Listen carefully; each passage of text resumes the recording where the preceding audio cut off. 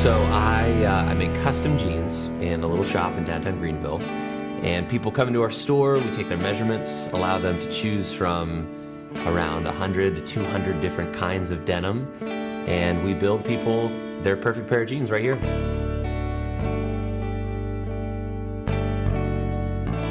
Great question. My inspiration, I don't know, I feel like in this generation, in this like time of life, like, you know, early 2000s, so YouTube had just come out and I had seen some people tailoring clothes and I wanted to do the same thing. So I had basically begun tailoring all the clothes of my friends, and then within about a year and a half I had a waiting list of 400 people, and the Greenville News wanted to do a story on me. And so I didn't really have a path of what I was doing or really what I was inspired by, but all of a sudden all of that kind of the joy of solving people's problems, I think that was truly the inspiration.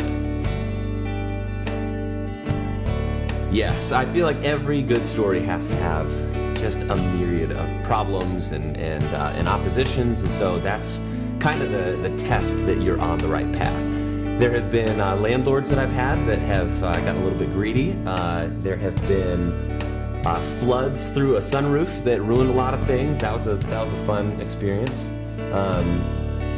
The largest denim mill in the world and in America closed recently, so that's a little bit of a setback for a jean company. I think on a personal level, you know, I'm really OCD person, but I'm also very ADD. So I have what I would call like a serial hobbyist addiction, and so I've got 1,000 little things that I try out all the time, whether it's, you know, becoming a video editor, shooter, or you know, play tenor saxophone. You know, that's something that I'll pick up every now and then. I play guitar a lot.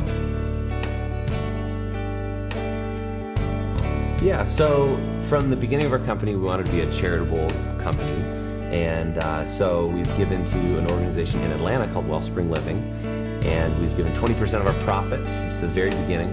And it's something that we don't publicize because we don't want to use tragedy or cause to like exploit something to sell a product. And so we try to keep that as separate as possible. That's something we have done from the beginning.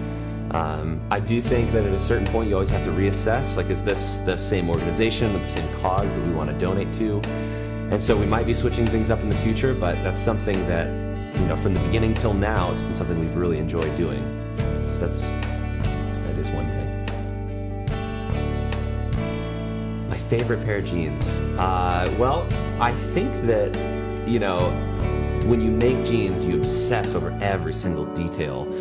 And when you're growing a sustainable business, you can't spend hours and hours on every single pair. You got to find the balance, you know. So for years, I've made really good jeans, you know, I would say great jeans for people, but I've never really gone all the way and made the greatest pair of all time. And so, probably early March, that I sat down and I made the greatest pair I've ever made. And there are just every single place on the jean that you could put stitches, there's some kind of detail that is just, it's the maximum way you can do it. And so that would be my favorite pair. But aside from that, you know, old, like really old vintage clothes, like an old pair of Levi's from the 40s or a denim jacket, like I can pull a lot of inspiration from that era and those jeans, like a really faded pair of jeans.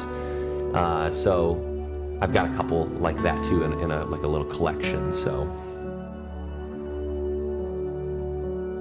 taxes, paying the government is the most frustrating thing. Seriously, you know, it's fun to be a creative person. It's fun to be out here making things that are exciting, and you're seeing the joy in the person's eyes when they come and pick up, you know, the product that you've spent time doing. But then, you know, at the end of the year, at the end of the month, the government is there at every moment to ask, where is my cut of that money? Seriously, I hate taxes. I really do. I love technology.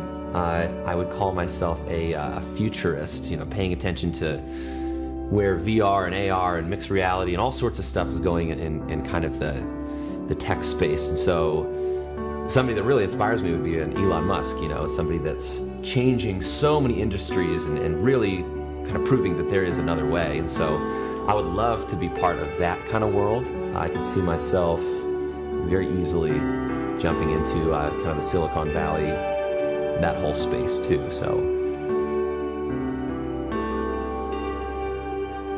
yeah, so custom denim I think is a new art and also a lost art at the same time. There's not a lot of companies out there that have taken on the task of making custom clothes for people, aside from tailors that do suits or custom shirts. But jeans in particular, denim in particular, it requires so many sewing machines to make one pair of jeans that a lot of people either can't find the staff that knows how to use all of the machines or can afford all of those machines.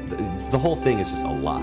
I do think that with technology and with the world becoming a more global place, what you're seeing is very localized companies that used to specialize maybe milling denim, and maybe there was a whole town that milled denim in America. What you're finding is those towns can't compete with other places that can do 3 or 4 things in that factory. And so the art of just doing kind of that one thing and specializing in that one thing, I do think that is beginning to die out, specifically in the textile industry. I mean, it's almost completely gone in the South, which is very unfortunate. But I do think it's people like me, and there are a million companies like me in the country or in the world that are beginning to say, that story was really cool, and I don't think that story should be done, and I'm going to go ahead and put it on my shoulders to go ahead and hopefully continue. So that's something that I've loved doing, at least for Greenville or the denim industry. So that's I guess our way to kind of keep it alive.